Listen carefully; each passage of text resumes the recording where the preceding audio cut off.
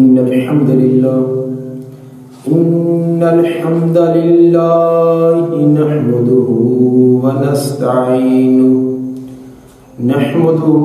ونستعينه ونستغفره ونعوذ بالله من شرور أنفسنا ومن سيئات أعمالنا من يهده الله فلا مضل له ومن يضلل فلا هادي له أشهد أن لا إله إلا الله وحده لا شريك له وأشهد أن محمدا عبده ورسوله اللهم صل على محمد وعلى آل محمد كما صليت على إبراهيم وعلى آل إبراهيم إنك حميد مجيد اللهم بارك على محمد وعلى آل محمد كما باركت على إبراهيم وعلى آل إبراهيم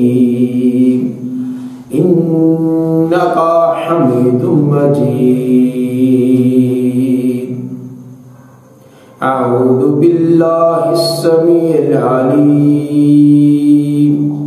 من الشيطان الرجيم لقد من الله على المؤمنين إذ بعث فيهم رسولا من أنفسهم. سیرت کا معنی زندگی گزارنے کا طور طریقہ، سلیقہ اور انداز ہوتا ہے. ہر قوم اپنے بڑوں کی، اپنے رہنماؤں کی حالات زندگی، ان کی سیرت محفوظ کیا کرتی ہے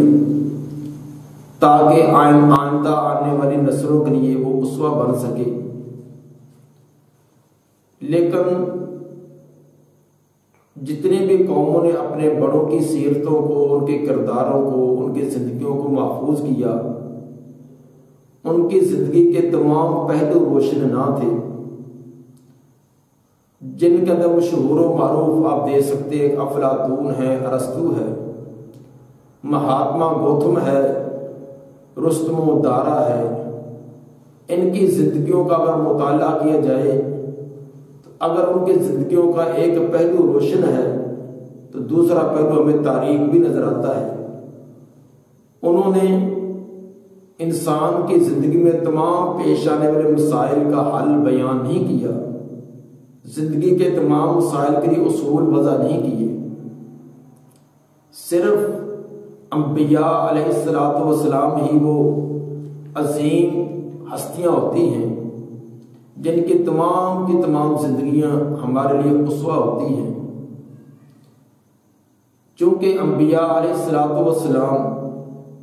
وہ ابتدا ہی سے حفاظت الہی میں ہوتے ہیں. ابتدا میں بھی ان سے کوئی ایسی چیز سرزد نہیں ہوتی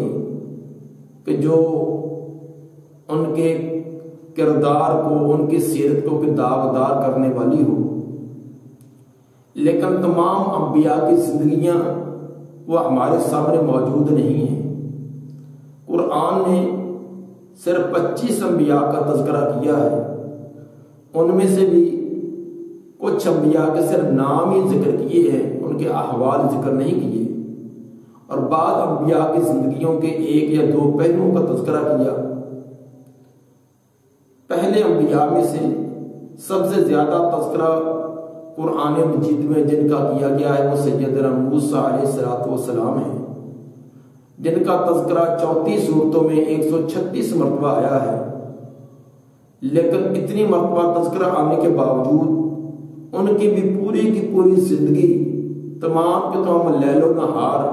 وہ بیان نہیں کیے گئے. الغرض کوئی بھی ایسی ہستی ہمارے سامنے اس کی پوری زندگی اب محفوظ نہیں ہے. جو مستند طریقے سے ہمارے سامنے موجود ہو اور ہم اس کو اسوہ بنا سکیں، صرف ایک عظیم ہستی ایسی گزری ہے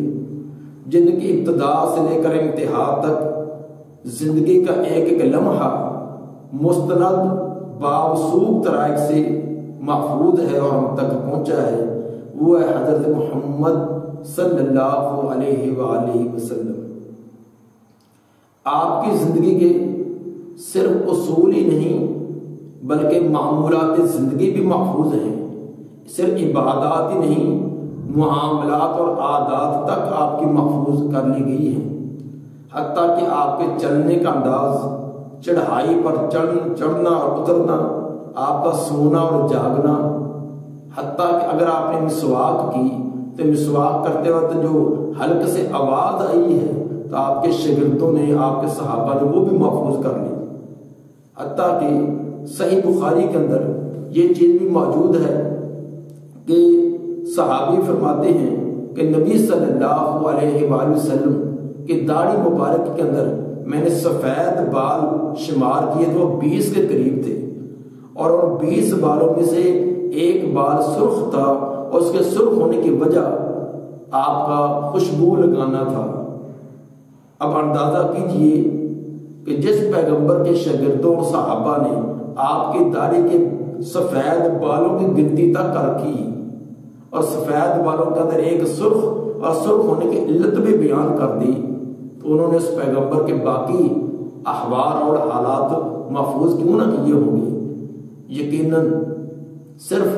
حضرت محمد صلی اللہ علیہ وآلہ وسلم ہی وہ ہستی ہیں جن کی پوری لیل و نہار، شادی غمی، تمام معاملات، اٹھنے بیٹھنے، کاروبار، ہر معاملے کے اندر بہترین رہنمائی ہمارے لیے موجود ہے۔ اسی لیے تو اللہ نے فرمایا لَقَدْ كَانَ لَكُمْ فِي رَسُولِ اللَّهِ أُسْوَةٌ حَسَنَةٌ، کہ میرے پیغمبر تمہارے لیے زندگی کے ہر موڑ میں اور ہر مرحلے میں تمہارے لیے بہترین اسوہ ہے۔ اور صحابہ کرام انہوں نے بھی آپ کی زندگی کے لیل و نہار کو اپنایا اور امت کے لیے کیسے اسوہ پیش کیا، تو صرف اپنے ہی نہیں بلکہ پرائے بھی جو مسلمان نہ تھے انہوں نے بھی نبی صلی اللہ علیہ وآلہ وسلم کی سیرت اور زندگی کے پر ایسے بیانات دیے کہ جو اس بات کی واضح طور پر نشاندہی کرتے ہیں کہ یقیناً وہی ایک عظیم ہستی ہے جن کی پوری زندگی ہمارے لیے اسوہ بن سکتی ہے۔ چنانچہ 1911 میں مسیحی اخبار الوطن جب انہوں نے اعلان کیا، دنیا بھر کے عیسائیوں کو یہ پیغام دیا کہ سب سے عظیم ہستی تمہارے نزدیک جو ہے وہ دلائل سے ثابت کرو، تو ایک عظیم پادری داور مجاہد نے بہت سارے دلائل سے یہ ثابت کیا کہ کائنات میں سب سے عظیم ہستی جس کی ایک ایک حرکات و سکنات ان کے ماننے والوں کے لیے اسوہ بن سکتی ہیں، وہ محمد صلی اللہ علیہ وسلم۔ اسی طرح مائیکل ہارٹ نے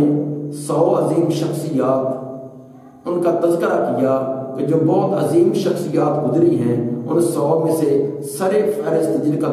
تذکرہ کیا وہ محمد صلی اللہ علیہ وسلم۔ اسی طرح اور بہت سارے غیر مسلموں نے بھی اس بات کا اعتراف کیا، جیسے کہ بونا ہارٹ، اس نے اسلام اور پیغمبر اسلام، اس کے صفحہ نمبر 154 پر ان کی یہ بات موجود ہے کہ حضرت محمد صلی اللہ علیہ وسلم دراصل سردار اعظم تھے، آپ نے اہل عرب کو درس اتحاد دیا، حضرت محمد صلی اللہ علیہ وسلم عظیم انسان تھے۔ اور آگے جا کر فرماتے ہیں کہ انہوں نے اپنی روح و نفس کو علائشوں سے پاک کر کے تقدس و پاکیزگی کا جوہر حاصل کیا۔ اسی طرح فلافل ٹالسٹائی اس نے یہ بات لکھی، کہتے ہیں کہ اس میں کوئی شک نہیں کہ حضرت محمد صلی اللہ علیہ وسلم ان جلیل القدر مصلحین اور اصلاح کاروں میں سے ہیں جنہوں نے عالم انسانیت کے لیے بڑی خدمات سر انجام دی ہے۔ اور اسی طرح امریکی دانشور بوشر وہ کہتا ہے کہ حضرت محمد صلی اللہ علیہ وسلم نے امی ہونے کے باوجود کائنات کے بارے میں ایسے انکشافات اور معجزات بصورت قرآن پیش کیے ہیں کہ جدید سائنسی تحقیقات آج تک ان کی حقیقت و حکمت تک پہنچنے سے قاصر ہے۔ اور آگے کہتے ہیں اور اس سے بھی زیادہ حیرت انگیز بات یہ ہے کہ آپ کی پرورش اور نشو و نما ایک پسماندہ ناخواندہ ماحول میں ہوئی۔ یہ سارے حقائق اٹل سچائی کی گواہی دیتے ہیں۔ اور اسی طرح مشہور انگریز مصنف بیکارڈ کہتے ہیں کہ کسی امی کے لیے یہ ممکن نہیں کہ وہ ابتدائی سے مسلمہ حقائق ایسے علمی انداز سے بیان کرے کہ اس زمانے کا ہر فرد ان حقائق کے ادراک اور بیان سے عاجز ہو۔ پھر وہ امی ان حقائق کا انکشاف اور وضاحت اس طرح کرے کہ اس میں ادنا سی غلطی بھی نہ ہو۔ یقیناً وحی کے بغیر ایسے معجزے کا کوئی امکان نہیں ہے۔ اور مغربی مصنف کرسٹن لابون کہتے ہیں کہ دین محمد صلی اللہ علیہ وسلم کی تاثیر باقی ادیان سے کہیں زیادہ ہے۔ اس کی ہر بات دل میں اتر جانے والی ہے۔ یہ وہ تمام کے تمام اس سے کے علاوہ اور بھی بہت سارے غیر مسلم جنہوں نے اس بات کا اعتراف کیا کہ واقعی حضرت محمد صلی اللہ علیہ وآلہ وسلم کی تعلیمات اور آپ کی سیرت وہ کائنات کے لیے ایک بہترین اسوہ ہے۔ اسی لیے قرآن نے جو بیان کیا کہ لقد کان لکم فی رسول اللہ اسوۃ حسنہ کہ پیغمبر تمہارے لیے بہترین اسوہ ہے۔ آپ ہمارے لیے اسوہ کیسے ہیں؟ اس موضوع پر ہم آپ کی سیرت کے چیدہ کچھ احوال بیان کریں گے۔ پوری آپ کی سیرت بیان کرنا تو ممکن نہیں، آپ کی زندگی کے چند پہلو وہ بیان کر کے اس میں سے وہ ہمارے لیے اسوہ